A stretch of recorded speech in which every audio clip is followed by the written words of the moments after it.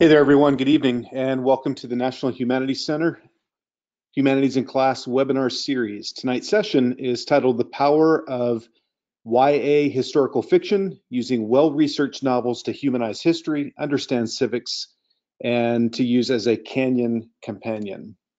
My name is Andy Mink. I'm the Vice President of Education at the National Humanities Center. I always appreciate seeing so many teachers from so many parts of the country. We've got a big bi-coastal audience tonight, it looks like, which sets us up to have a good debate between extreme weather down in Southern California with the sunshine and the warmth, and then there in the middle part of the country in Illinois and upstate New York, and actually here on the East Coast as well, the freezing temperatures. I'm pleased that all of you have made the choices to join us. This is work after work, and we're very respectful of the time that you put in the classroom. You've shut the door, you've probably got things stacked on your desk. I would encourage you to kind of forget all that for a little while, and we'll have a good conversation today regarding the ways that we can use historical fiction in the classroom. I do encourage you to keep track of us. My contact information is on the screen, and we welcome any comments and suggestions that you have on ways that we can make our series better. Tonight I'm joined by Eliot, who, while she's based in the DC area, happens to be in Winston-Salem, about an hour to the west of me tonight. Eliot is going to have a chance to discuss more of her career and her work in education and as a writer. But I'm extremely pleased to have someone with such a deep expertise in both the process of researching and writing, but also delivering high quality, entertaining, compelling historical fiction for young people. I'm also very grateful to the Grateful American Book Foundation. The Great American Foundation. This is an organization that has just recently started an annual book prize, and it's the only award for excellence in writing, storytelling, and illustration for children that emphasizes historical nonfiction. I see Francesca Raymond in our room tonight up in New York City, and I would encourage her throughout the evening to make comments or to respond to any of the discussion in the chat box to share more about the Grateful American Foundation. We're really pleased at the National Humanities Center to work with them in collaboration, and certainly to see the good work that they're doing in this kind of arena. The webinar tonight will be an audio only webinar. You'll see a PowerPoint that is associated with our conversation, and you'll hear the voices of both Eliot and myself. But really, it's your voices that drive the discussions. So please open up the Go to Training Control Panel chat box. It's at the bottom of the column. Take a minute and high five each other, wave to each other, put your feet up, greet each other. This is the place where you're going to respond to questions and let us know what you're thinking about the things that we're discussing and the points that LM is sharing with you. This is also a place to ask questions yourself. My job as the moderator then is to mine those questions and to bring them in at the appropriate time, to weave them into our conversation. If for some reason you've asked something that's really important to you and we don't get to it and it scrolls out of view, please don't hesitate to type it in again and to make sure that it raises to the top and it catches my eye. National Humanities Center is located just outside of Durham, North Carolina. And every day for nearly the entire academic year, we have a team of fellows. These are university professors who have applied for a fellowship. If selected from an application pool that's usually about 700, they come to that building every day and they do their research and they do their writing and they do their digital projects, and they advance our understanding of complex topics through humanities scholarship. The education department then is intended to build bridges from that world to your world. That is to say that the content and the understandings and the research and the citations and the bibliographies, all that material is an important element in your teaching. And in order to be an innovative, inquiry-based, successful teacher, our belief is that content is a really important part of it. There are a lot of different ways that we share this content with you. You can go to our website at any point and have access to free and open materials. AmericanClass.org is our historical archive and repository of lessons, collections, and essays. The coming several months, we're going to have a sort of a new look and a new feel to that. But for now, you can go and download and take a look at the materials that we have. These webinar series tend to be a really fantastic way to put scholars and experts in their field in the same place with educators and ask them to consider the ways that their materials can be used in the classroom. The webinar series is generally very popular. We tend to reach capacity or sell out pretty regularly. If you go to our webpage now, you'll see that many of our spring sessions have reached that sold out baseline, but we are adding new titles. And in fact, we've added 2 new titles to our May calendar. So if you went in at the beginning of the year, maybe the beginning of the semester, and you signed up for as many as you wanted, just know that we're constantly adding new titles, and I'd encourage you to go and sign up for them while space is still available. We also do face-to-face events. We will be hosting a conference in April that focuses on the environmental humanities here at the center. If you are in the area, if you're on the East Coast, if you're in North Carolina and you'd like to join us, it'll be a great conversation between scientists and humanists about the ways we can better understand our landscape through storytelling. And we have other ways to access digital materials. That includes a podcast series. Often in these podcasts, we invite scholars and educators to discuss the process of thinking in a discipline and ways that we can interrogate and investigate that discipline and the resources in them. We also have a series of online courses. Right now, we have one course that still has some spaces available in it too, in fact. That's a course titled Suckers and Swindlers in American History, Part 1. In this course, you'll be asked to investigate digital resources from the Library of Congress collection to better understand the history of fraud in American culture and American history and American psychology. This 5-module course is free and it's open, but again, we have 2 spots left, so please sign up if you're interested. All of our work is informed by a very active and very important teacher advisory council. These 15 educators come from all over the country. They come from a variety of institutions. They come from public schools. They come from private schools and community colleges. They come from all disciplines in the humanities. And it's important for us to really ask them to connect us with the realities of the day-to-day classroom in 2019. If you're interested in serving on the Teacher Advisory Council next year, we'll be accepting applications probably around April, and I'd encourage you to sign up if you'd like to work with us. At the end of tonight's webinar, you will receive a prompt that asks you to complete a survey, and once that survey is completed, you will be able to download your certificate of attendance. And that certificate is attached to the hours that we've asked you to spend with us here tonight, also the hours that the pre-reading or pre-materials may have taken. And you can give that documentation to your principal or your school administration, or you can go back to our website and you can download that PDF that Libby Taylor created for you. That prior approval form allows you to have your administration take a look at our materials, sign off on them, and then when you attend, you can simply check the box and attach the certificate to it, turn it all in at once. So we're hoping that may have streamlined the process for you just a little bit. That's my introduction, and that's my framing for the night. Please keep an eye on the social media and the website at the National Humanities Center. We have exciting menu of opportunities for educators at all levels, both this spring and in the summer, and we would love to see all of you involved in the work that we do. But really, we're here to talk to L.M. Eliot, and L.M., I'm going to go ahead and unmute you now. Hey, L.M., can you hear me? I can. Fantastic. Good evening, everybody. Good. Thank you for joining us. And it's funny, I've intentionally done this throughout my opening monologue here, and that is to reference you as LM. and I find that, kind of a mouthful. It's kind of hard to say. And you shared with me just recently the story of why you go by LM in your writing professional career. Why do we call you LM and not Laura? Well, please call me Laura tonight. I'm called LM because 18 years ago when I wrote my first book, which is Under War-Torn Sky, and it's about World War II, and it's considered a quote-unquote boy book, they didn't want boys to know that I was a woman. That boys wouldn't naturally pick up a book. Girls will cross-read. They don't care who's written the book. But back then, they thought that that boys wouldn't read it if they knew that I was a woman. So, but that's changed, I think, happily, or certainly gotten better. But once I started as LM, I was sort of stuck with it. Yeah, that is certainly your stage name now, but it's interesting to sort of think of that in historic terms, way back when, but that was 2001. Yes.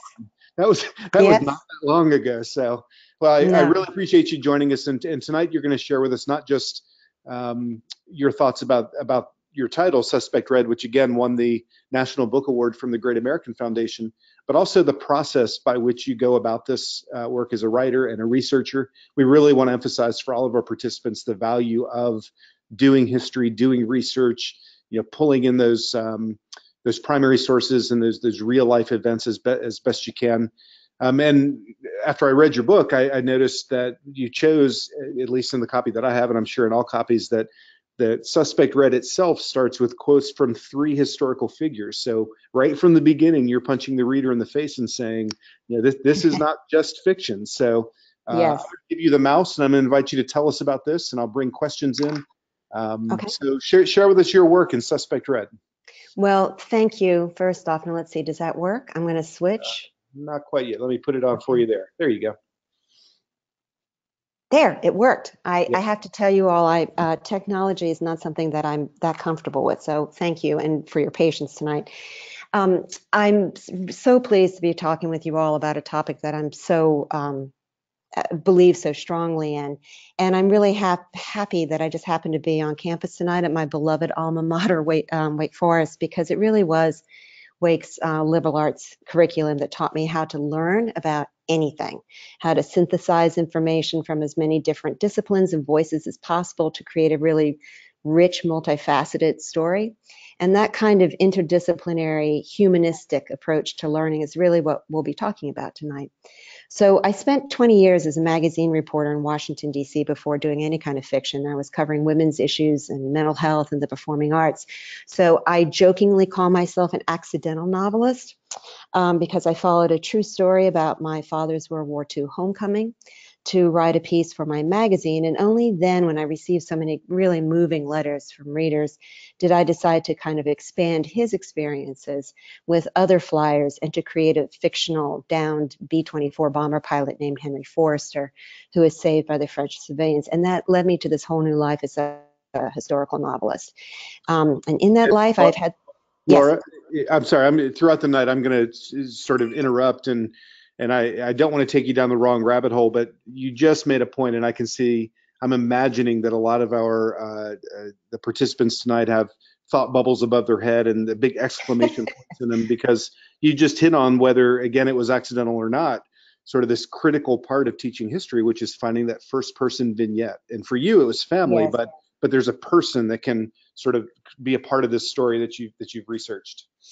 Yes, and I'm going to talk about putting that human face on history, because I think that really makes such a difference for people.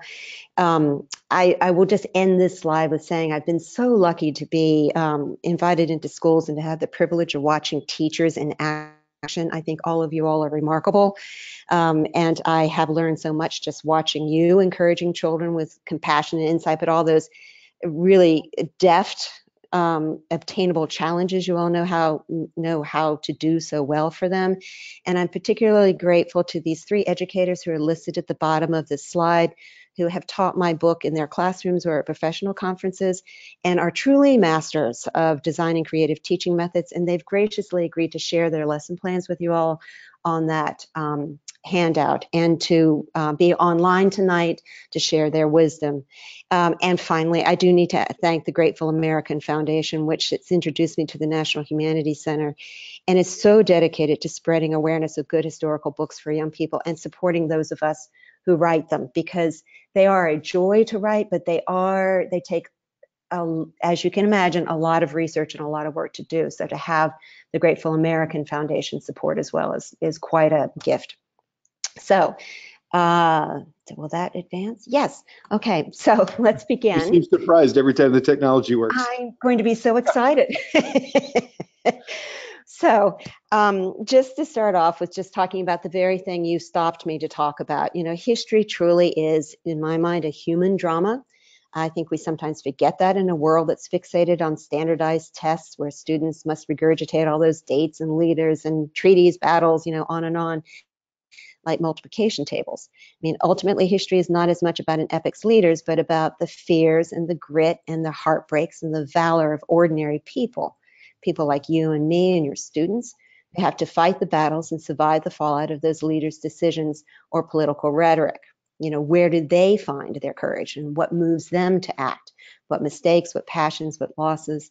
So historical fiction humanizes all that by putting a beating heart on dry statistics and facts. For instance, during World War II, something that really was in my mind as I wrote this book, in particular, Under a War-Torn Sky, over Europe, thousands of boys, flyers, fell out of those burning planes that were shot down. And of those thousands, 4,000 American and British boys survived to go home, specifically because of the French and the Dutch resistance who helped them. But the British SOE, which was their kind of secret service at the time, estimates that for each American or British boy who was saved, one French person died. Now that's a statistic, 1 for 1, right? But my first novel pictured here really lets us stand, I hope, in the shoes of that one, that French child, woman, or man who risked everything to save the life of a lost boy, 1 for 1. Now, as you asked me, Andy, 20 years as a journalist really taught me to do that. The best way to write a story on a generic topic or a large societal issue like domestic violence, which I wrote a nonfiction book about, adult nonfiction, was to recount the struggles of an individual real-life person as illustration, as a kind of everyman of that experience. And just to philosophize for a second, I mean, we humans are inherently a storytelling species, right? For centuries and centuries, that's how we've always explained ourselves, our hopes, our regrets, our heroes, adding themes of meaning and parable and ethical questions to the facts of a life. Think of Homer, think of village elders, think of the primary documents that we want our kids to get their hands on. That's codifying history, those personal interpretations of events. So story conveys the impact, the ripple effects, and the emotional reactions of historic events. And so in an engaging story, readers can yearn and fear, triumph or fail, along with the protagonist they hopefully identify with. That emotional attachment, that empathy, that, OMG, what's going to happen next kind of involvement also sparks imagination and wondering, what would I do given those circumstances? Would I have the courage to step out of the shadows to take the hand of a lost American pilot? If a historical or biographical novel is stuffed with facts, like a richly detailed tapestry, it's actually a great educational trick. Students learn a lot without realizing it, by osmosis. And one of the loveliest texts I've ever received was a photo on the right that Jodi Bermucci was kind enough to share with me. That photo, you'll see a teardrop shed by one of her students on the last page of Under a War-Torn Sky when Henry Forrester finally reaches home. As Dr. Owsley has said to me, that's the power of literature. Without loving Henry first, I just wouldn't care as much, wouldn't understand as well the terror of the Nazis. And my love for history did not come as much from school as from novels about history. Good fiction inspires inquiry to learn more about what we've just read and come to care about. So I offer my World War II trilogy kind of as corroboration of Denise's kind comments and also the power of these students. I had no plans to write a sequel or a companion novel to Under a War-Torn Sky, but students kept asking me with this really urgency and touching concern what happened to Henry and the people who had saved him during his 800-mile trek across occupied France. So thus prompted by them, I wrote 2 more books and put all together. These 3 novels give readers, I hope, a full-bodied look at the impact of on civilians of the war in France specifically, the aftermath of our Allied liberation, plus our own home front. And doing that research, because my readers, those teenagers, were hungry for more, I learned so much about little discussed aspects of the war that teachers can't possibly also cover, such as how we basically destroyed France to liberate it and what it was like for concentration camp survivors, which the French called the absence, to try to reintegrate into Paris. That all happened because of, y'all's inquiring young minds wanting to know. So I've been so lucky to have been invited into students' lives and questions because they really inspire. Oops, that didn't go forward. There it is. There. I've had this great experience of going into schools and really talking with students. And one of the things, I'll tell you that it takes so much extra work for you all, but things that have been really powerful experiences are when middle schools can do this. I know high schools can't, that they collaborate among all the departments and they have an all grade read. And with World War II in particular, there have been even the science departments have gotten into talking about bombers and how they work, with the hydraulics of the ball turret. The PE teacher has taught swing dance, music has done, big band music. Those have been kind of extraordinary experiences for the students, I think. Takes a lot of work for you all, but it seems to be a wonderful kind of magical collaboration among you all. So just a quick... Laura, let me ask you a quick question, if you don't mind. Of course. No. Give you a chance to catch your breath a little bit as well. I'm going to go back for you to this picture. Yes. So when you go and work with students and you visit schools and teachers and librarians bring you in, yes. On the upper left-hand corner, there's a picture of a girl with her hand up. What would you say is the most common question you get from students when they work with you? Wow, that's a good question. What are they curious about? Are they curious about the story? Are they curious about the what you do as a writer? Are they what seems to really resonate for them? With kids who are interested in writing, there's a lot of questions about how I go about writing and how I do the research. And I also try to talk to kids about not being afraid of writing, that they shouldn't see it as that they have to be perfect from the very beginning, that they should see it as like throwing a clay pot. It takes a lot of different steps. And I encourage them a lot. Denise and Jody can speak to this if they're there, about, I think, research and the primary documents are the most exciting things in the universe, because that's where you really get your hands in the story and you find all these characters and all these details. They often, if they've read the book before I come, then they are so concerned about the characters, and they really get pretty indignant and upset about the social injustices that are highlighted in the books, all of them, because I write so often about war. And they really, they really want to try to understand how people could be as cruel as they often can be in war, and how characters survived. They often ask me, where in my own life I might have experienced or met these people, those kinds of questions. Sure. And once they get rolling, I just love listening to their minds work. I mean, they're so creative, and they become so engaged and immersed in these characters' lives. And because they are rooted in facts, I can give them a lot of details. For instance, since we're talking about World War II, what those bombers were like, how cold was it in there, what they had to shout to one another, all those details about how those boys survived those flights, or what it was like for a young female teenager in Nazi-occupied France. What would she be doing to be involved with the occupation, which often was falsifying papers, or right. So those kinds of things. So really historical imagination, and it sounds like that you see it across the board that students respond to that. I should mention that Scott Smith, who's on our current teacher advisory council, and he's a great librarian in Knoxville, Tennessee, says that the one thing he makes sure kids never ask when he brings authors in is whether or not they play Fortnite. So hopefully you don't get that question. No, I tell you, the question that the teachers always just look so horrified when the kids ask. As far as I'm concerned, kids can ask me anything. The one that they get really horrified by is that they want to know how much I make. And my answer is not a lot, but I'm very rich in spirit. So anyway.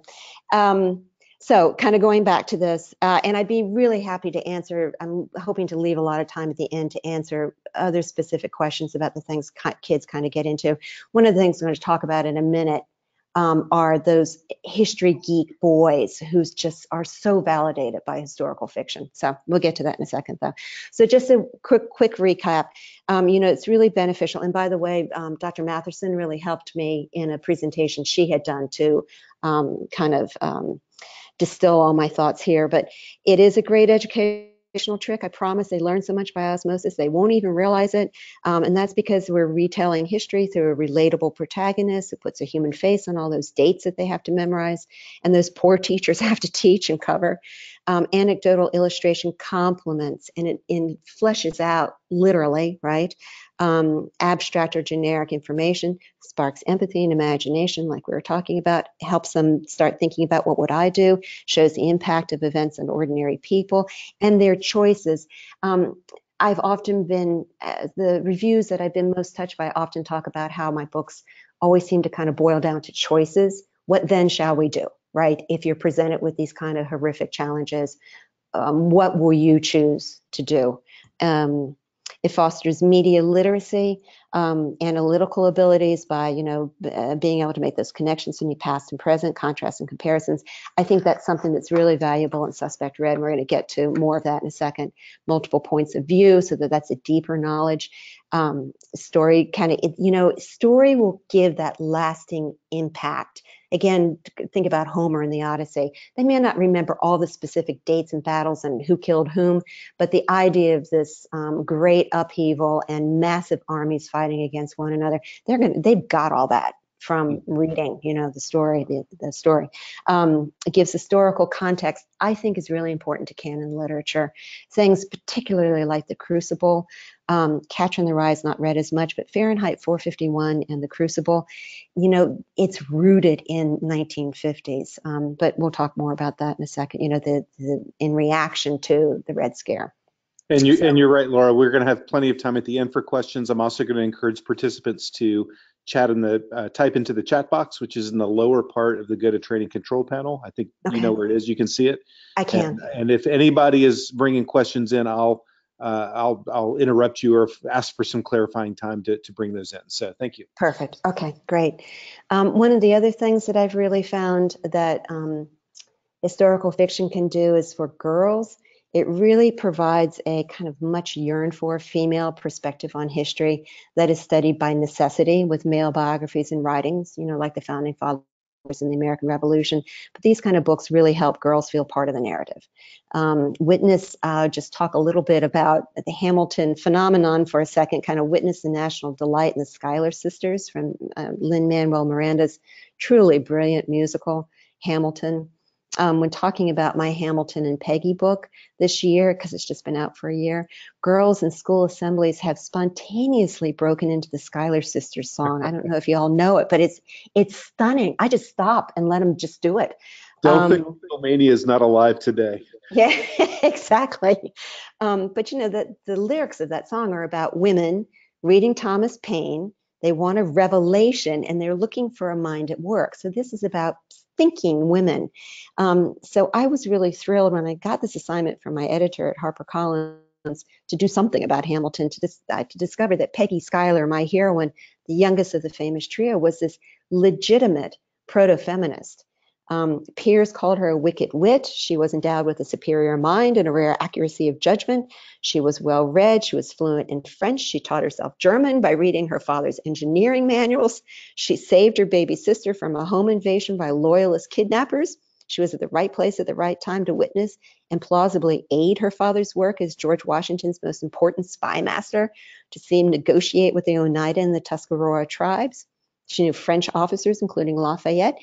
And she was even, and by the way, this is all found in primary documents, right? In the letters between Hamilton and his friends or other people associated with them, which you can find if you look at my bibliography on Hamilton and Peggy. I give you all the sources of how to get to those letters.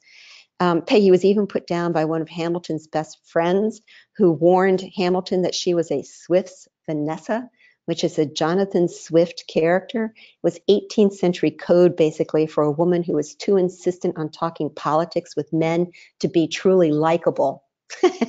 So when I read that, it's like, boy, I know I have my protagonist. So anyway, she has proven she's a window to the war in upstate New York, but she's also she's kind of a wonderful role model for any smart girl who has intimidated male classmates too much with her eloquence to be invited to prom, right? She just seems to have been, it's just seemed to have, these kinds of novels just seem to really pull girls more into the discussion with the time era that, of course, has been dictated, by men, because they were the ones writing the laws and the leaders of that time. And I should tell you all of you all freezing up there, that Peggy received a letter from Hamilton where he basically begged her. He'd just met Eliza, whom he will marry.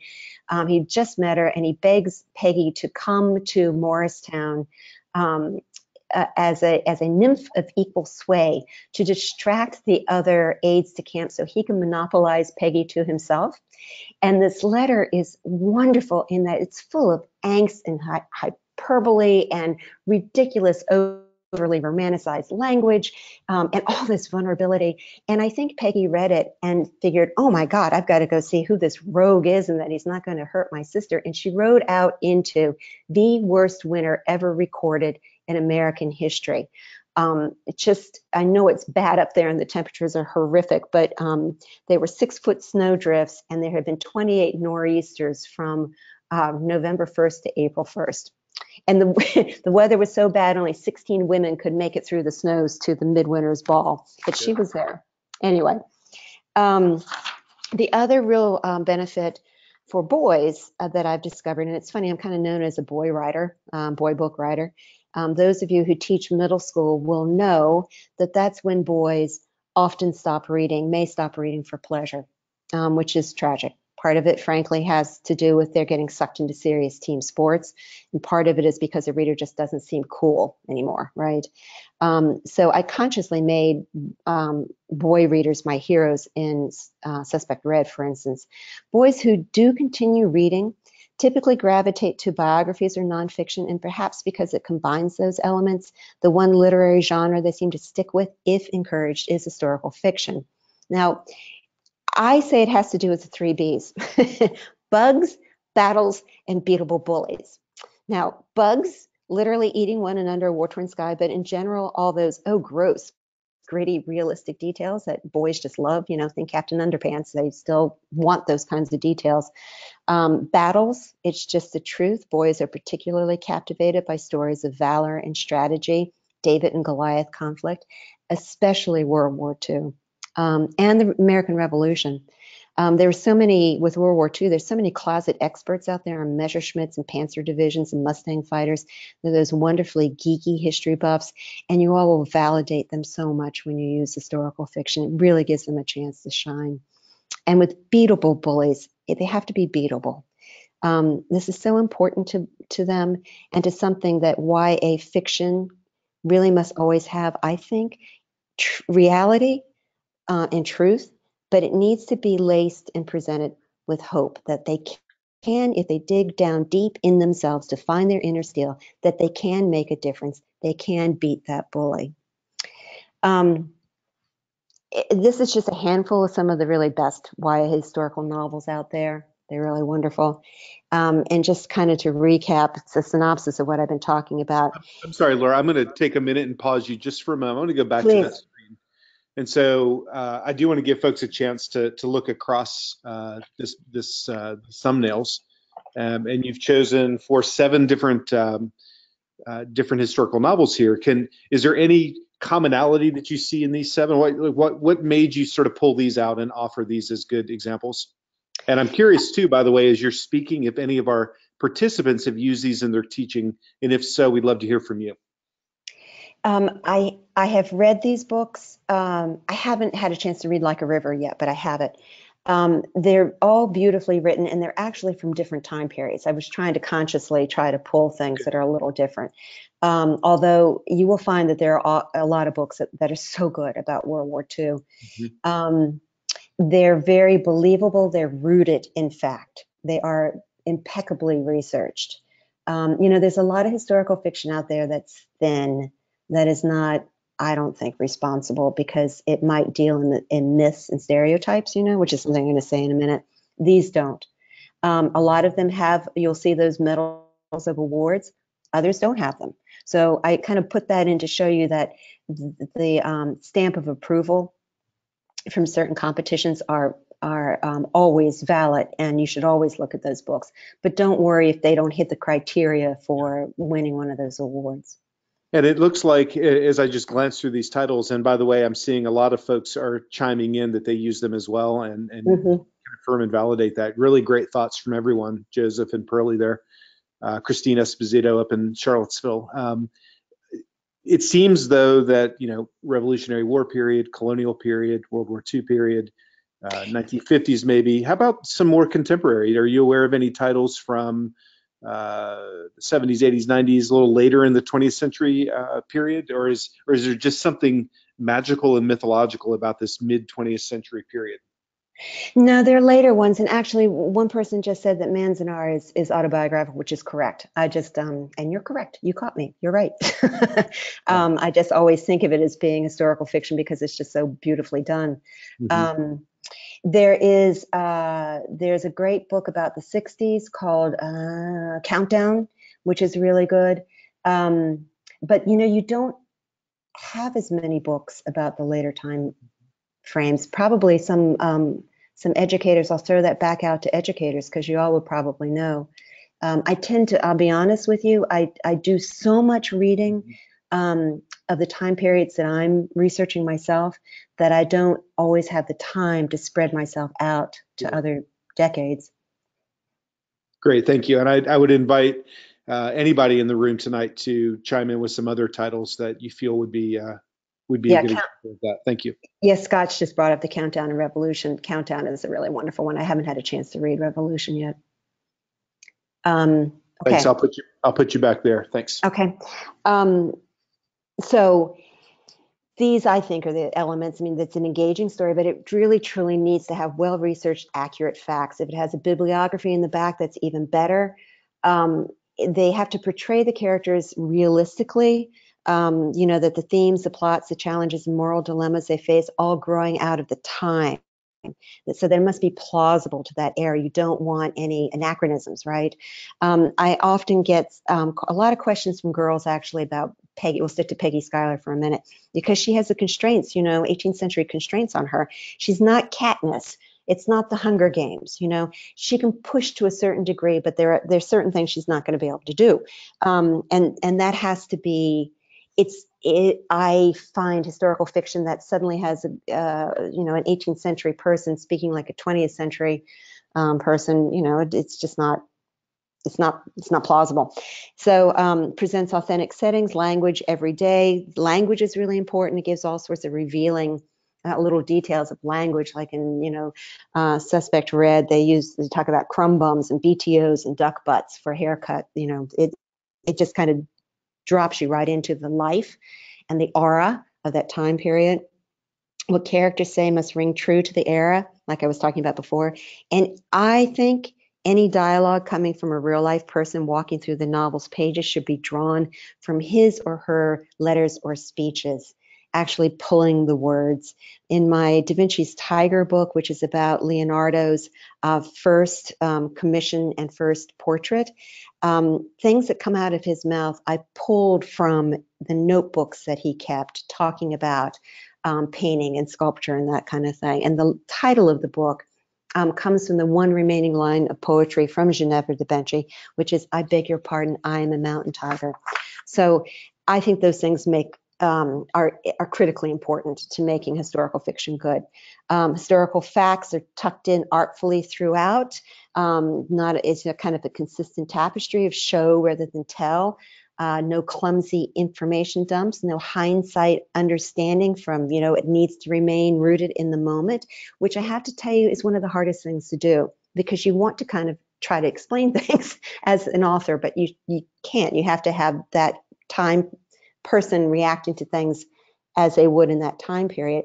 The way I find to answer that is I always write an afterword where I explain what is truth in what is rooted in fact and give a little bit more context of things that I've dropped and tucked, kind of sprinkled throughout the novel. I think it's really important to avoid stereotypes and myths.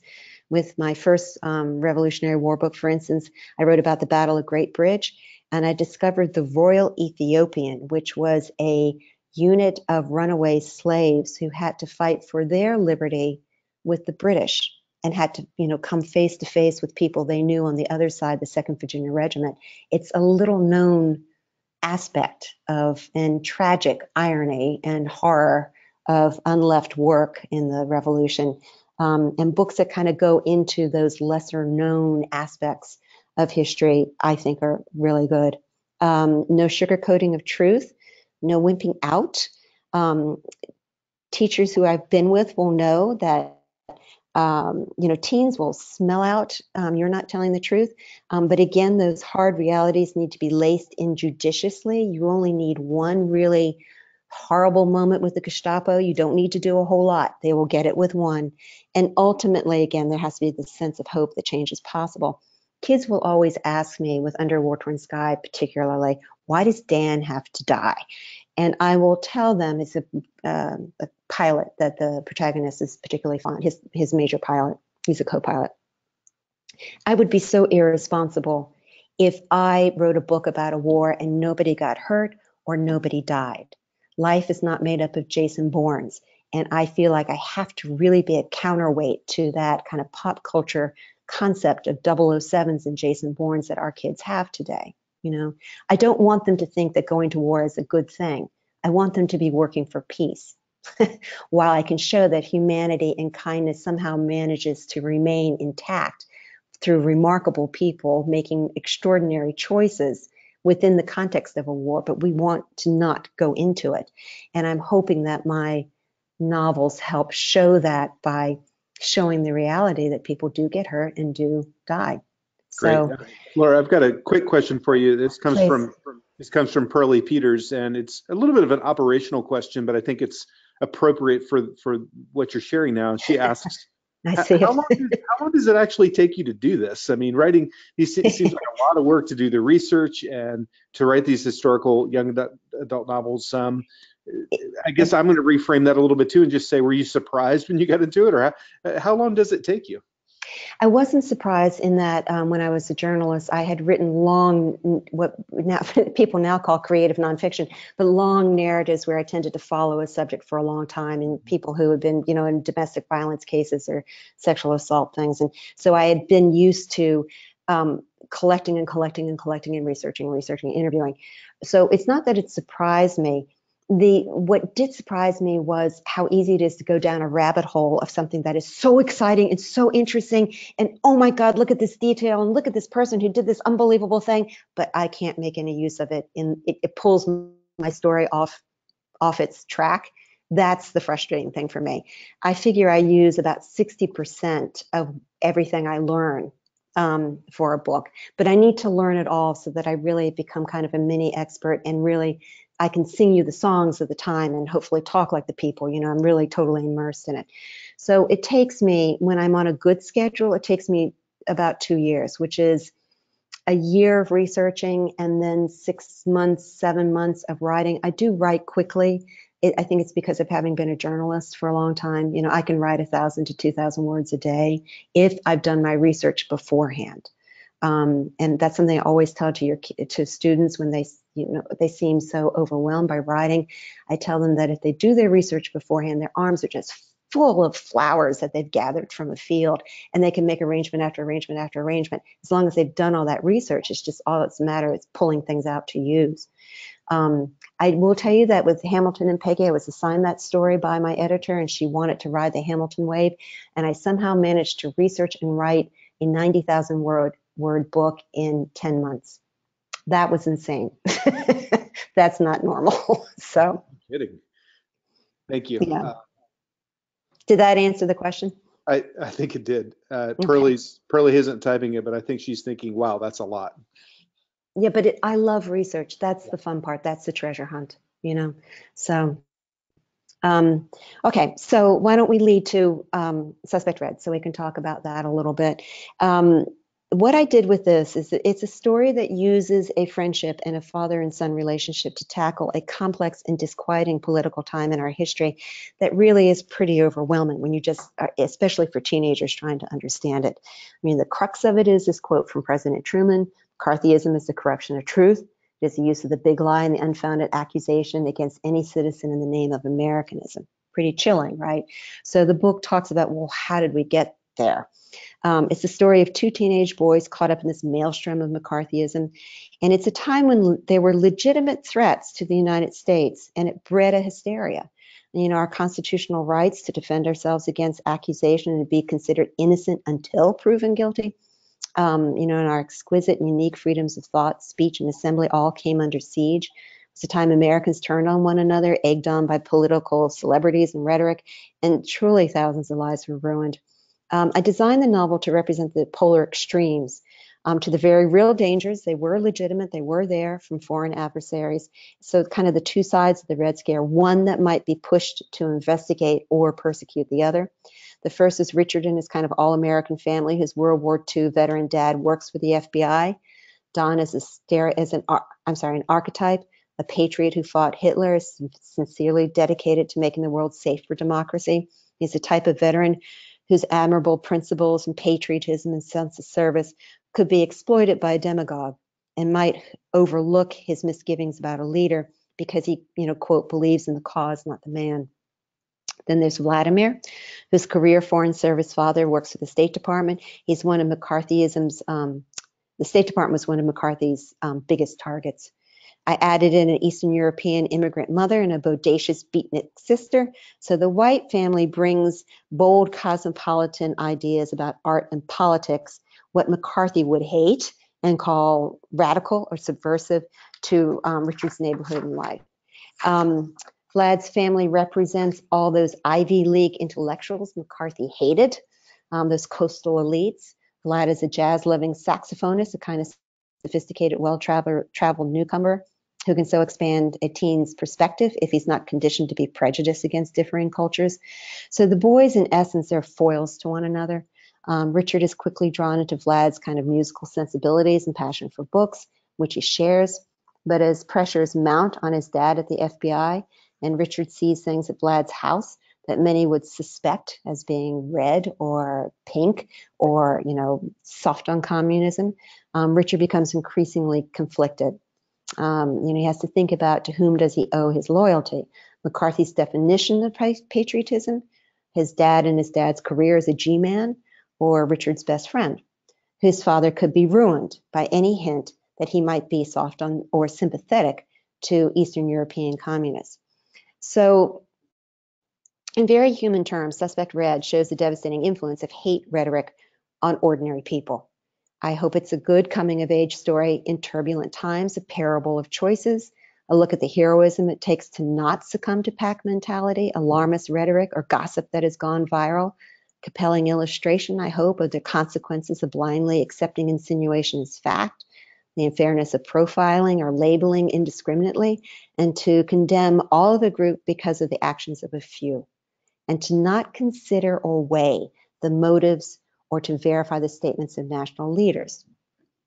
Does this sound a little familiar, right? I should admit I didn't set out to write a novel that would have such relevance to our current political scene. Instead, I got the idea for doing something like Suspect Red after the horrific Boston Marathon bombing in 2013 and the increased debate about surveillance and the question basically of national security versus Americans' right to privacy, proactive caution at airports and borders versus unfair racial profiling and flat-out xenophobia. Where's the line there? I've learned that history often gives us the perfect prism through which to view issues of today. It takes away the heat of immediacy, our human tendency to dig in and not listen when presented arguments that we already have an opinion about, pro or con. One of the most powerful metaphors for McCarthyism, for instance, is the play The Crucible. Yes, it's about the Salem witch trials, but Miller also meant it as a poignant and powerful statement about the fear, mob mentality, and betrayals he saw all around him during the 1950s. This at its core is the theme Dr. Matherson captures in her lesson plan, posing the question, where's the line separating national security from bullying? And we'll talk about that and bring her in a moment about that. So McCarthyism seemed to be the perfect springboard to explain those issues that I was interested in exploring. Much like recent radical terrorist groups, the Soviet Union was infiltrating and taking over its neighboring countries, aggressively spreading anti-American fervor across the globe and trying to plant agents to radicalize our citizens. Soviet Union armed communist armies, North Korea, to fight our democratic allies, South Korea. Because of these scary facts basically primed the nation for a demagogue like McCarthy. His rise to political celebrity came just 5 years after the end of World War II and its global carnage. I hadn't really focused on that until I did the research. It's just 5 years. So the pain of loss and terror of all of World War II were very fresh. Iron Curtain had just dropped.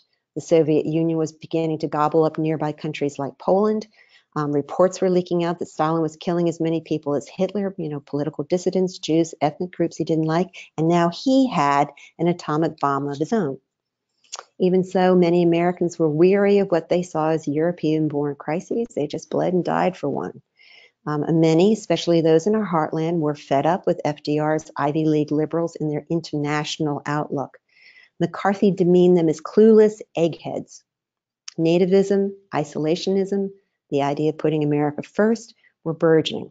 People who held those beliefs resonated with McCarthy's brash Midwestern plain-spoken bravado. And there was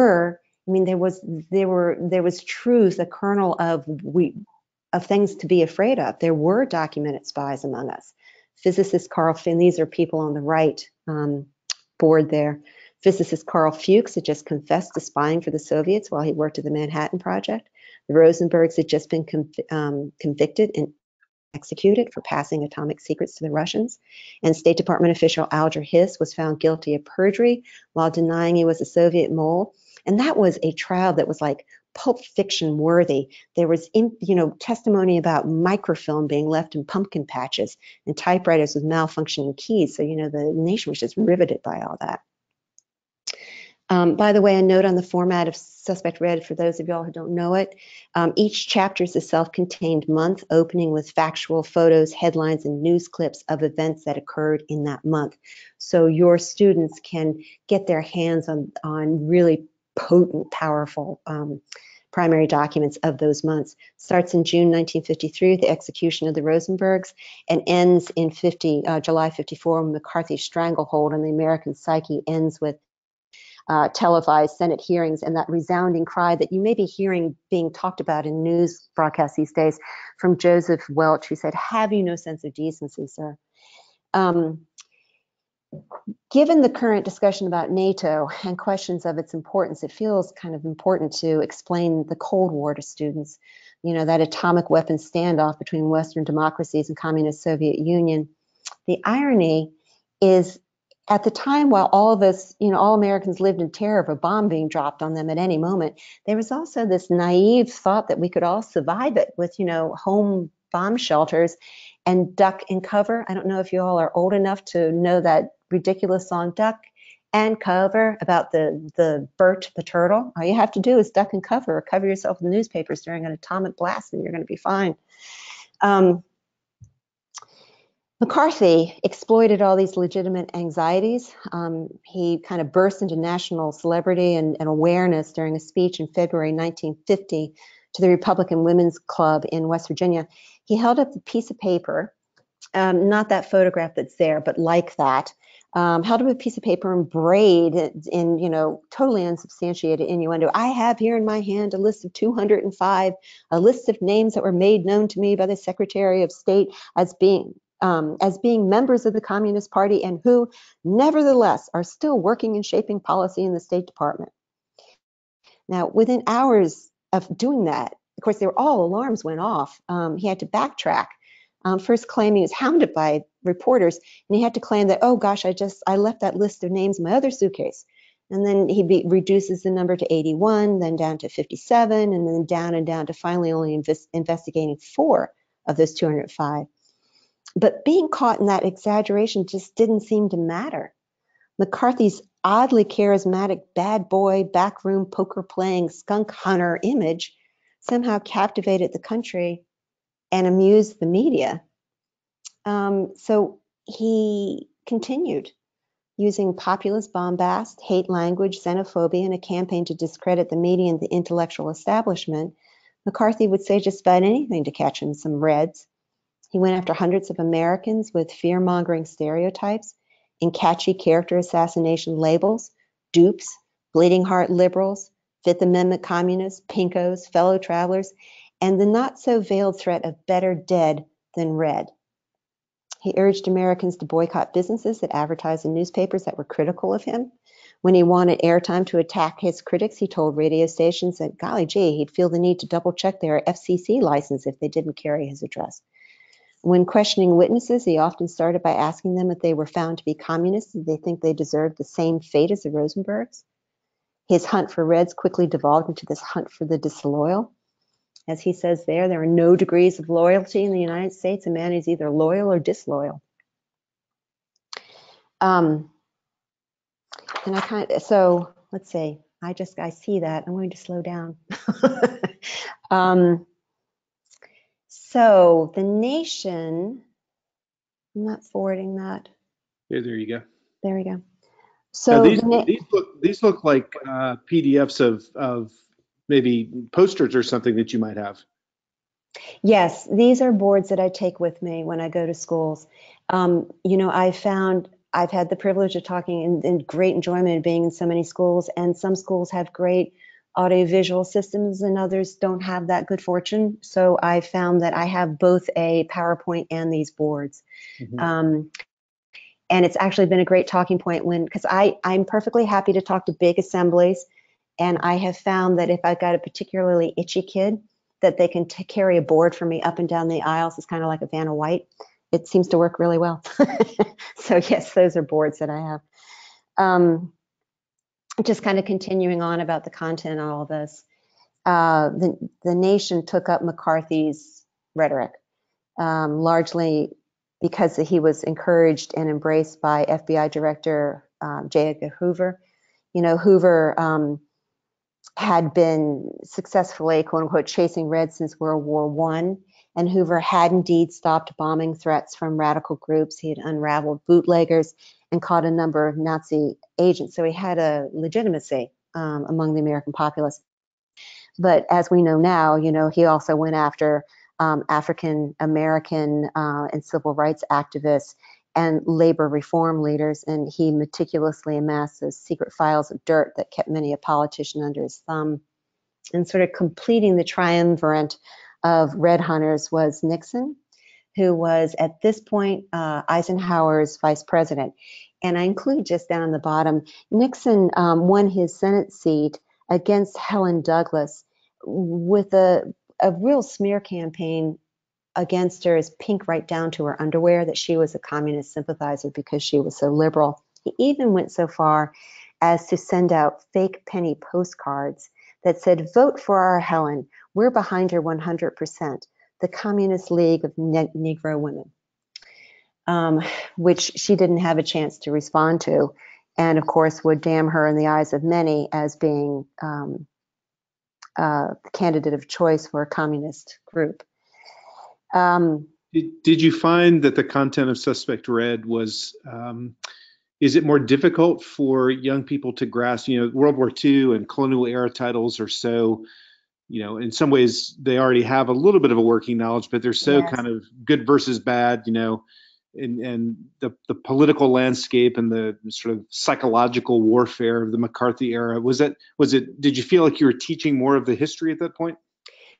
No, no. Although, what I did was I let it trickle down to these two boys, mm-hmm. and let this rhetoric and these political camps affect their friendship, and their having to define themselves and how they wanted to relate to one another. And as long as I kept it boiled down to those kids, it seemed to, I think kids really get it, because it's told through the eyes of how that kind of suspicion and labels permeate Richard's thoughts in particular. So just keeping on a little bit more of the history, and then we'll open up for questions. Hopefully, if you all don't know, there are all this blacklisting. I know everyone knows about the Hollywood 10, but it really went way beyond that. Victims of McCarthy's hunts and purges were often undone by their past compassion for workers or refugees. And one of the things I say to students when I'm in class with them is think about all the tweets that or they don't do tweets anymore, right? They do Snapchat. But, I think about things that you said 2 years ago. Do you still believe those, or did you say them in a fit of, the heat of the moment when you were angry about something? Well, those kind of things would come back to bite people during McCarthy's time. To really kind of understand the pervasiveness of paranoia and what could get somebody in trouble during the Red Scare, we kind of have to remember that string of history, which is that during the Depression, many Americans supported labor reform and protective unions. And during the rise of Hitler and fascism, a lot of people raised money for refugees fleeing Nazism, including Soviet refugees. And during World War II, of course, the Soviets were our allies, and there were many popular songs praising the Great Bear and even Stalin. But as soon as World War II ended, that was changed. Frankly, even if all a person had ever done was to give $10 to a liberal group that ended up on Hoover's watch list, or unwittingly attended a friend's cocktail party where there also happened to be a registered member of the American Communist Party who might be collecting clothes for refugees, those were all things a loyalty review board might use to question somebody or even fire them. Across the country, Americans had to take loyalty oaths if they worked in the federal government or public libraries. I know we have a lot of librarians out there, or schools or universities, or even if they worked for organizations like CBS. Most suspect, frankly, were educators and creative artists. That rather alarming poster on the left board of the guy with a syringe injecting red into a schoolhouse, that was an attack of Sarah Lawrence College. And on the right, red channels was a privately published list kept in the drawer of every, TV and radio executive. It was called a checklist on how to hire safe, quote unquote, creative artists. And it listed 151 people believed to spread dangerous left-wing political beliefs. The entry on Langston Hughes, who we all know and love his work, I know is often taught in schools. The entry on him ran 4 pages, pointing to things like his belonging to the Southern Conference for Human Welfare, and his poem, Goodbye Christ, was highlighted as a typical example of vicious and blasphemous propaganda communists use against religion. I won't take the time, but there's a lady up there named Dr. Jean Weltfish. If there's enough time at the end, I'll tell you about her. Investigations kind of became encoded in an executive order from Eisenhower, Order 10450, that stated people suspected of communist sympathies or simply being vulnerable to coercion, pressure, or influence were to be examined by loyalty review boards. Now, these tribunals required Americans to answer questions about their beliefs and activities, their friends and romances, and to name names of others the government should target for investigation. If hauled in front of McCarthy's subcommittee and they didn't point fingers at other people, they could be charged with contempt of Congress and thrown in jail. Vulnerabilities delineated in that order included drinking, gambling, or sexual preference. And I should tell you that the last mentioned criteria came to be known as the lavender scare. More librarians at the Library of Congress, for instance, 15 of them lost their jobs and were blacklisted for years for, quote, perversion, not their politics.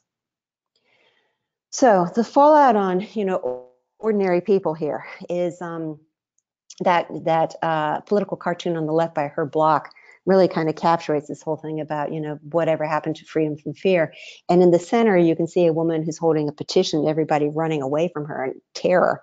The following were called un-American or subversive: signing petitions, untraditional lifestyles, protesting deportations, anyone who read the wrong books, more on that in a moment, had the wrong friends or listened to the wrong kind of music, jazz or Russian classical music, for instance.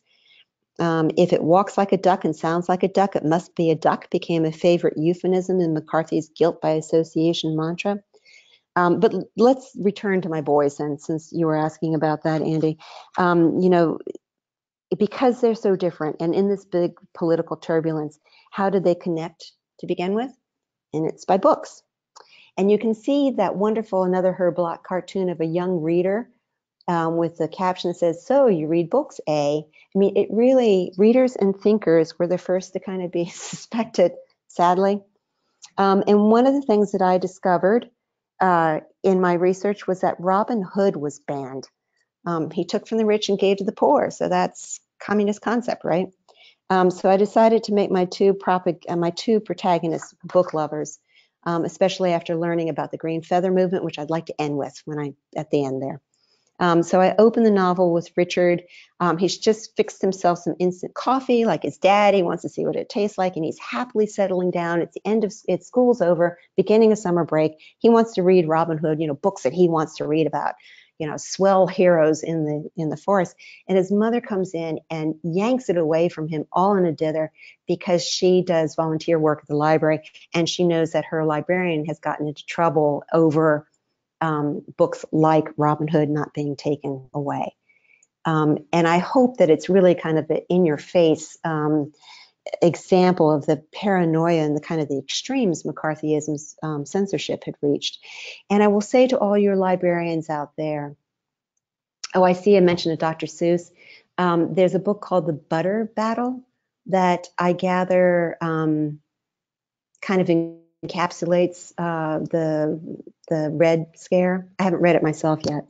I'm sorry, I lost my train of thought. Oh, librarians, y'all were really the heroes in McCarthyism because you guys pushed back at your own peril, and not necessarily from your county employers at first, but from neighborhood watch groups that would kind of hound a local jurisdiction about a dangerous librarian until she was disciplined or he flat out fired.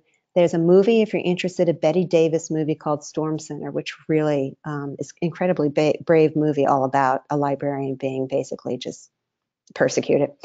I also focus on the Red Scare censorship because so much English canon literature came out during the 1950s. Fahrenheit 451, The Crucible, Lord of the Flies. I really hope Suspect Red contextualize that for students because it starkly clarifies just how brave and poignant were the themes of those works and the risks that the authors took in writing them. Can you repeat the title of that movie again? Storm Center. Storm Center, Pearlie. Thank you. Betty Davis. It's a little stark, but she gives a magnificent performance, as Betty Davis always does. And it really shows how librarians' lives could be unraveled if they stood up for, freedom of speech and books. This is kind of an interesting, and I think that these are the kinds of visuals you can show your students and pose the question, does this seem subversive to you? Does this seem like it's causing trouble?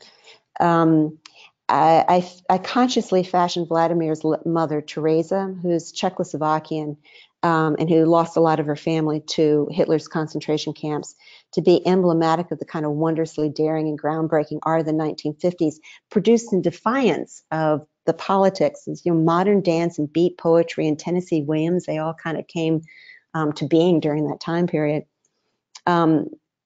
Teresa and Vlad's dad kind of represent the type of person McCarthy really went after with a vengeance. And these pieces of art actually come from an exhibit called Advancing American Art. Right after World War II, the State Department tried some cultural diplomacy to woo countries susceptible to communist thought. They purchased 79 abstract, expressionist, cubist, and realist paintings by American artists, many of them, liberal intellectuals, and some born in Eastern Europe.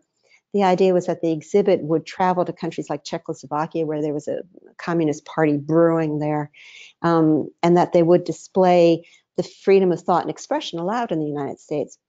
But unfortunately, back home, a few conservative congressmen and radio commentators condemned these pieces as, for their dark color tones and abstract forms, as failing to adequately portray, happy American opportunities.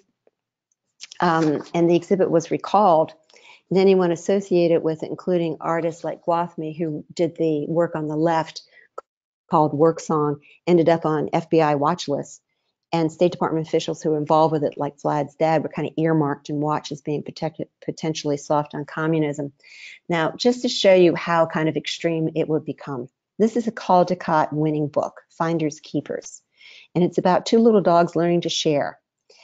It was attacked by two Midwest librarians as being communist propaganda, pointing to this illustration, saying that the big dog, planning to take the bone away from the two little cute orange puppies over there on the left, they claimed that his white spots resembled the outlines of the United States, Great Britain, Germany, Taiwan, and Japan, to suggest that Western capitalist allies were trying to bully little communist-leaning countries.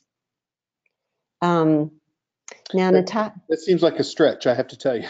Yes, but it's an illustration of how you know, a hysteria born out of reality just mushroomed, right? And all these conspiracy theories. Now, Natalia, who is Vlad's sister, became one of my favorite characters. And her comment on this bit of information was that I think those librarians must have been smoking some tea. Anyway, um, Richard is entranced by everything he sees at Vlad's house and all these kind of really interesting and slightly dangerous and liberating, adventuresome kind of ideas. And he becomes really validated and grows in confidence with this friendship with Vlad, because Vlad is this cool killer point guard, musician, athlete, scholar, heartthrob, and a book lover. But while Richard is kind of growing out of being awkward and shy and abused by his schoolmates, under the aegis of an example of Vlad, his father's career at the FBI is starting to fall apart because Hoover is punishing him for having made a mistake, which Hoover was kind of notorious for. A lot of the story is also about, because part of the undercurrent sometimes with McCarthyism and people naming names and pointing fingers was people mistakenly thinking that they could achieve something for themselves or people they cared about by pointing at others or saying, "Ooh, maybe that's suspicious too." It kind of became part of the way of being in. So Richard makes a mistake. He sees something at Vlad's house that seems like it could be kind of hint of espionage. He's not really sure about Teresa and her ideas and the people she hangs out with. And he tells his FBI father with a spin on it, like, "Oh, this sounds like this could be kind of, this could be suspicious, don't you think, Dad?" And things unravel from there, which is how I show, the effect of McCarthyism, I hope.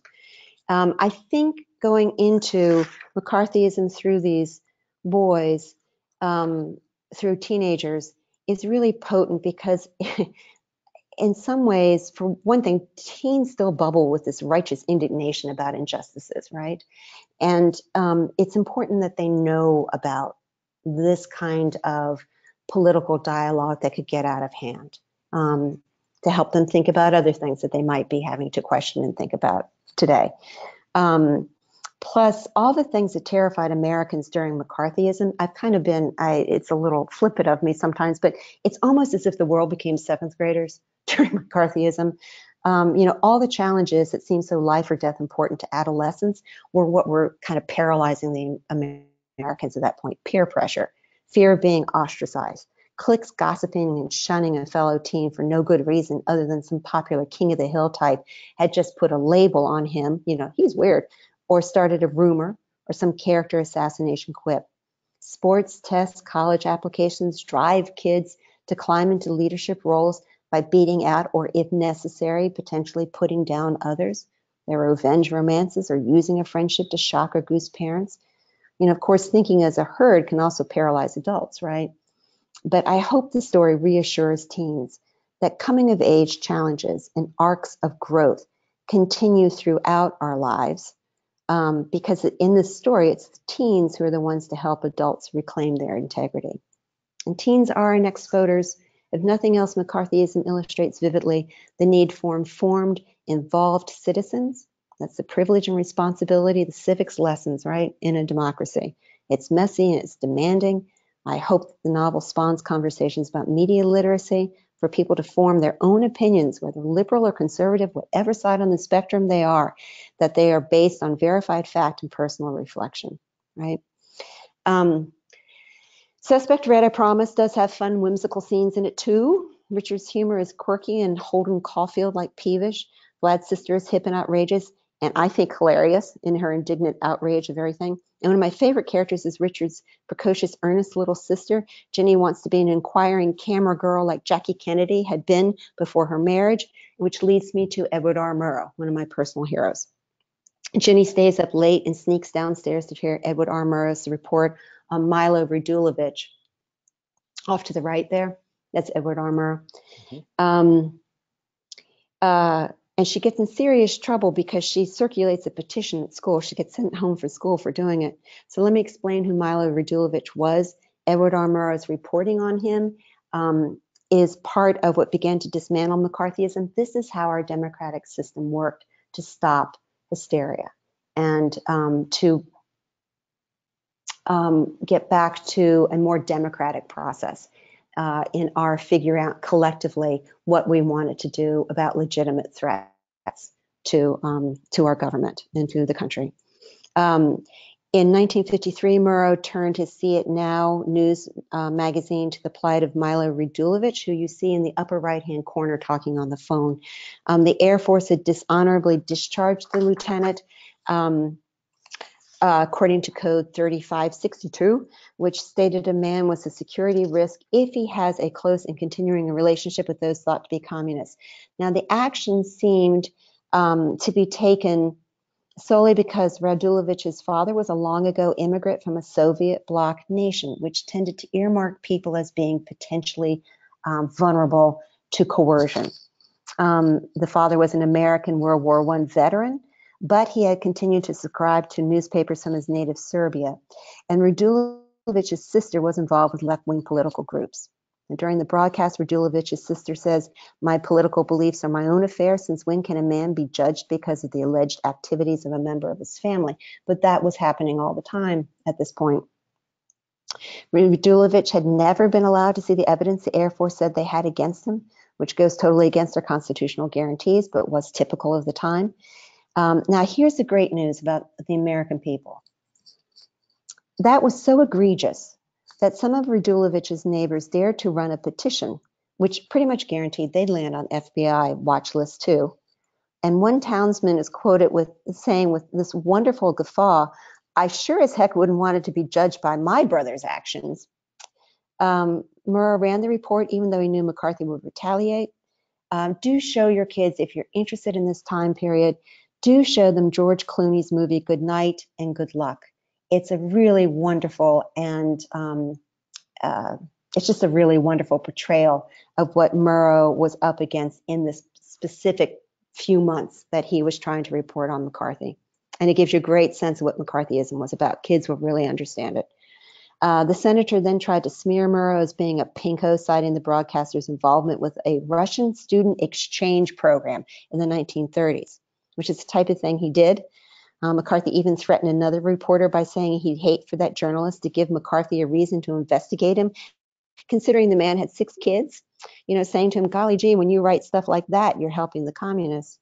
The other major force that pushed back was televised Senate hearings. You can see them on the left, that let Americans see for themselves McCarthy's bully boy tactics and the manipulation of evidence that he did. He photoshopped an image and created a fake letter, which he got caught red-handed doing in those televised hearings. And the Senate gallery burst into applause when Mr. Welch cried, "Until this moment, sir, I think I never really gauged your cruelty." He kind of gave voice to this anger and anguish and that the nation could finally kind of heed and feel vindicated in. And things began to unravel for McCarthy through those democratic forces. As always, Story was another voice against this kind of thing, oppression. Crucible opened in New York. Arthur Miller applied for a visa to attend a premiere of the play in Brussels, but his passport was revoked under regulations denying visas to persons believed to be supporting the communist movement, whether or not they are members of the Communist Party. But government could not stop the play's messages seeping into the audience's thoughts. There's a really wonderful PBS study guide that Denise Owsley helped me with that's on that handout, and an article from Miller about why he wrote that, why he wrote The Crucible, if you all are interested. I would like now to turn to the talented educators who have used Suspect Red. And I will leave a little bit time at the end, Andy, to talk about the Green Feather Movement if I can. Okay. When we get to, this is Dr. Owsley. I don't know if Denise, are you still there? I hope. Hopefully she's there. She's given me, we met at NCTE years ago, and she has been so wonderful in conferences, taking me with her. You do want to know more about her brown bag exams, which are an incredibly creative way of testing children, students, in a community conversational dialogue. That's on the handouts too.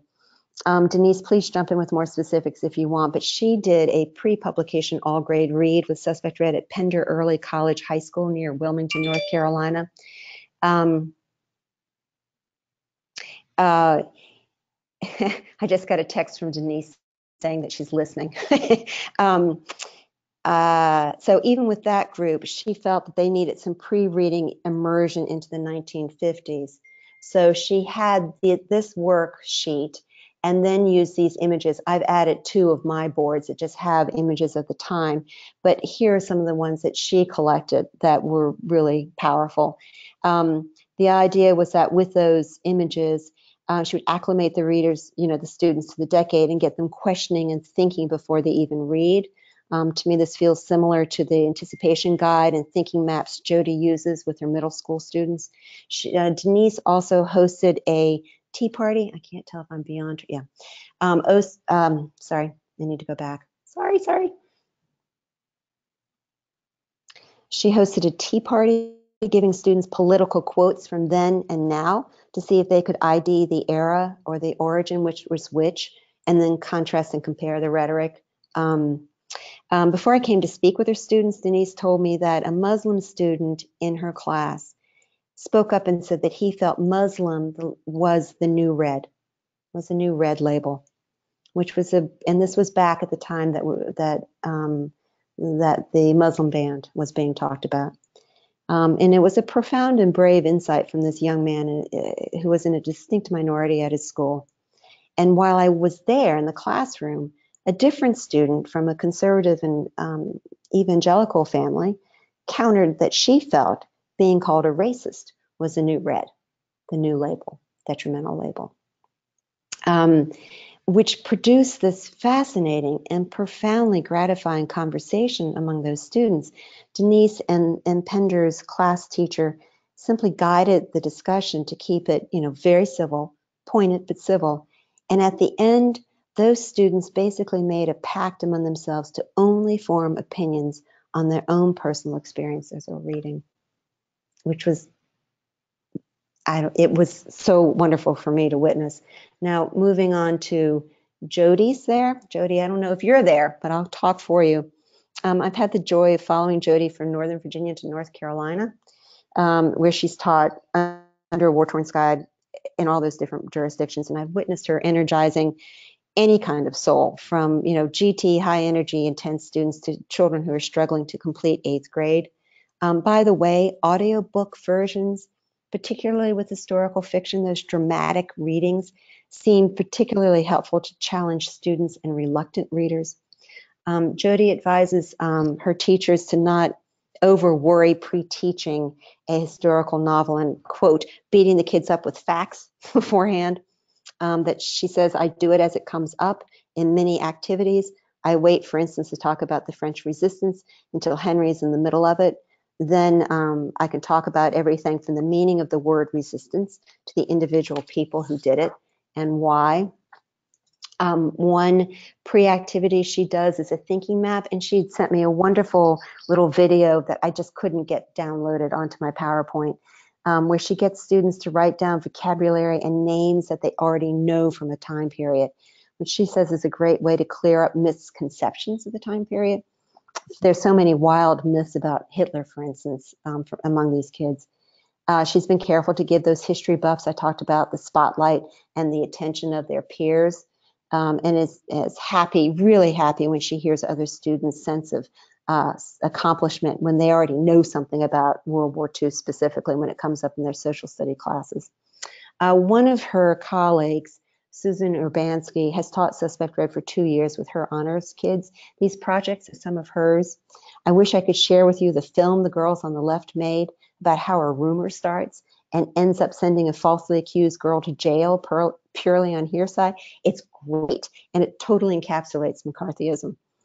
She says her students are very attuned to current events and political dialogue, and immediately made the connections on their own without her having to lead them there to today's, what she called Islamic fear, tribalism, Russian interference, immigration, and detention camps, which produced a really wonderful dialogue about how to think about things that they're hearing about today.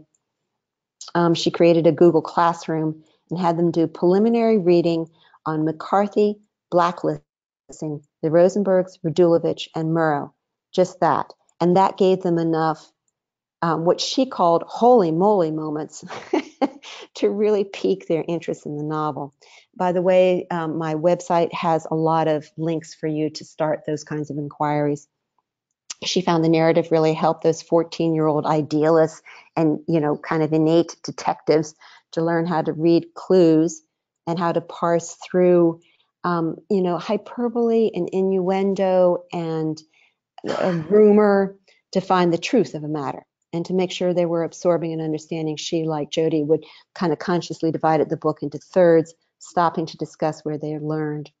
Another school project that other schools have done are these wordles. I'm sure you guys know how to do these kinds of things, but I think this is something that where in a civics class, for instance, you can have government terms as well as themes and names from the book itself, how these things represent and work together.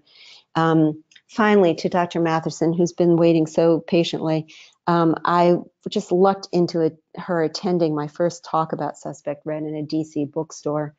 And she's done so much to champion its use within social studies.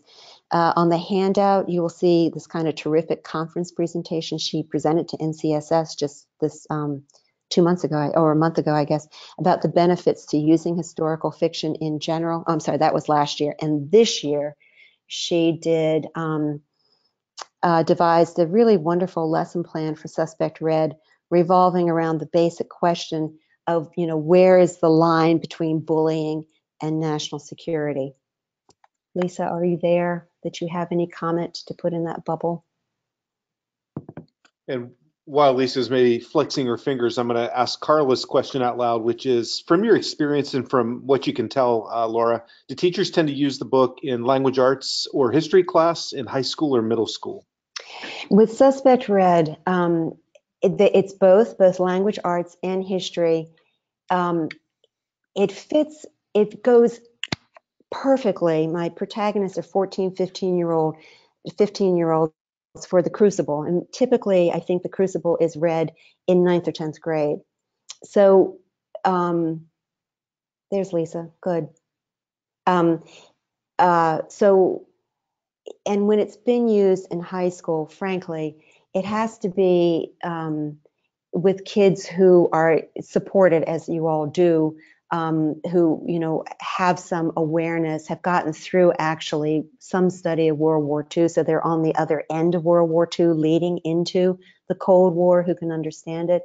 But it fits really well. And I kind of consciously did that, knowing that there was a hole in literature about this time period and McCarthyism. There is that wonderful countdown, but that's really about the 60s and the Cuban Missile Crisis. It wasn't something specifically about McCarthyism. So 8th grade civic class, 9th graders, it seems to work really well in that pocket. Did that answer the question? I hope. I think it did, yes. Great, thanks. Did you do 5th graders for, oh, really, Lisa? I didn't realize you'd done it for 5th graders. So that's really interesting. Can I ask Lisa a question while she's there in her bubble? How did you prep them for it? Or how would you prep 5th graders for it? And we'll give Lisa, who's down in Tuscaloosa, a chance to respond to that. We're almost at the end of our time, Laura. So while she's answering, I'm going to go ahead and nudge you along as well. Thanks. Parent-student book clubs, you all are a great way to read this book. And I've been really, I've had so many parents say that it was a wonderful experience for them taking that heat, that immediacy out of political discussions if they wanted to use it for a springboard to talk about, things that they're hearing today and the tribalism we're dealing with today and the rhetoric that we're dealing with today. And you will see something I want to mention here. Do you see the boys on the right? They have green feathers with them. So let me bring up my green feather movement. When I've gone to schools, and again, I always say, I don't care what it is you believe in, where you are on the spectrum of politics. I just want you to act on what you believe and to raise your voice for what you believe. And I point to the Green Feather movement, which was kind of the beginning of campus activism in the United States that was powerful. When Robin Hood was banned, it was started by an Indiana textbook commissioner who, pushed this throughout the country that Robin Hood should be pulled from bookshelves. There were 5 students at Indiana, and they were a member of a Christian fellowship group, and they were big readers. And that was kind of the last straw for them with this censorship and McCarthyism, with that they were taking away Robin Hood from them. So they left campus, went out to local farms, chicken farms, collected feathers in burlap bags, brought them back to their dorm rooms, dyed them green, and went out onto campuses to hand them out as protests. This wonderful, very respectful symbol of freedom of expression and freedom of speech and freedom to read what you want to be able to read, were these green feathers. Now, those 5 students were vilified by the press. They were called radical long hairs. They were, the FBI immediately opened files on these kids, but they kept at it. And the Green Feather movement spread to UCLA, Stanford, Harvard, and there were these Merry Men marches all over campuses, all over the country, as protests against the censorship that was coming through McCarthyism. And a lot of historians actually point to that as the beginning of campus activism that became so important to civil rights, the civil rights movement, and even the anti-Vietnam movement later on. So if kids want them, I give them green feathers to remind them that they have a voice. They should be part of this democracy. The requirement, the gift and the requirement of our democracy, that it works only when we all are informed and participate. So it's been a fun way to kind of end discussions, I think. So Lisa's answered, I see. Can you all see that? Yeah, they can see that, I think. Good stuff. Yeah. I think it's a really powerful discussion for kids, and it makes it safe. It's a safe way for them to discuss, and then to see that they need to continue to, to be thinking people, right? There is this wonderful quote, good night and good luck to you all. And you can find me, by the way, at my website. It's lmelliot.com. It's 2 L's and 2 T's for Eliot. And you guys can email me, and I'll happy to answer any questions that you have.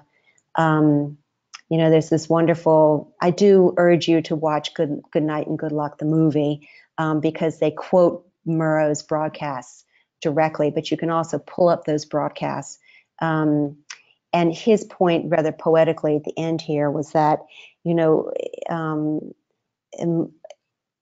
he's in essence saying we are who we are as a nation. It's up to us individually. And what I always say to the students too, and I hope they pull away from this book, is that, it's e plurimis unum, right? From many, one. And that's, the beauty of our nation. It requires dialogue and it requires discussion. So. It seems like a wonderful place to end tonight, Laura. And I want to thank you again for spending the evening with us. I know you've had a very busy day in Winston-Salem. Yes. I think this is your 3rd talk today, as I hear. Yes. But we do appreciate you sharing this with us. And I'm going to encourage all of our participants tonight to not only review the materials that you shared, but to take a look at your website. And who knows, maybe they can even contact you about working directly with their students. Laura, thank you so much. Thank you. Thank you so much. And I want to thank everybody for joining us tonight. Please follow us, the National Humanities Center, on our social media to get updates and reminders of upcoming events, both virtual and on-site. Our Facebook feed, our Twitter feed, and our YouTube channel are all great places to see the work that we're doing. Tonight's session has been recorded, and it will be uploaded to the YouTube channel probably within 2 days or so. So you can go back and you can spend more time with it and pause it and take notes and maybe even share parts of it with your students. Again, tonight, once I close this room, you will be prompted to complete a survey, and once you do so, you'll be able to download your certificate of attendance.